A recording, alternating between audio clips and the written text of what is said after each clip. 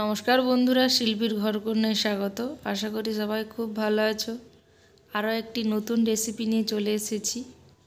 বাড়িতে খুব সহজে দোকানের মতো নিমকি কিভাবে বানাবে দেখে নিন। 2 কাপ ময়দা নিয়েছি,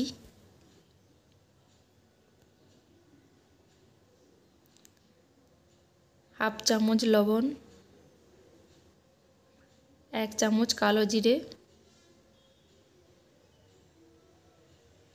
1 চামচ চিনি ও 2 চামচ ঘি দিয়ে ভালো করে ময়দাটার মধ্যে ময়ান দিয়ে দিতে হবে, যাতে নিমকিটা খুব সুন্দর মুচমুচে হয়। যতক্ষণ না পর্যন্ত ময়ানটা হাতের মধ্যে মুঠো হয়ে যাচ্ছে ময়দাটা, ততক্ষণ পর্যন্ত ময়ান দিতে হবে। ময়দাটা দেখুন হাতের মধ্যে মুঠো হয়ে যাচ্ছে এবং ঝুরঝুরে হয়ে পড়ছে, তাহলে আমাদের এখানে ময়দা ময়াম হয়ে গেছে। এইবার আমি অল্প অল্প জল দিয়ে ময়দার ডোটা বানিয়ে নেব।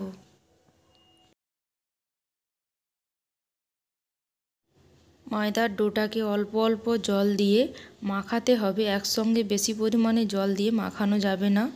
আমার এখানে ময়দার ডোটা মাখানো হয়ে গেছে, দেখুন খুব বেশি পাতলা করেও মাখিনি, একদম শক্ত করেও মাখিনি। আমি একদম মিডিয়াম ধরনের ডোটাকে বানিয়ে নিয়েছি। আমি এখানে 10 মিনিট রেস্টে রাখার পর আমি ডোটাকে লিচি বানিয়ে নেব নিমকি বানানোর জন্য। এইভাবে ময়দা দিয়ে পাতলা করে গোল রুটির মতো করে বেলে নিতে হবে।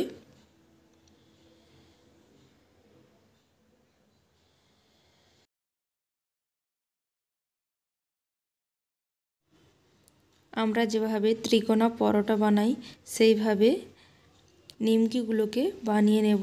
দেখুন আমি এখানে একদম পাতলা করে বেলে নিয়েছি।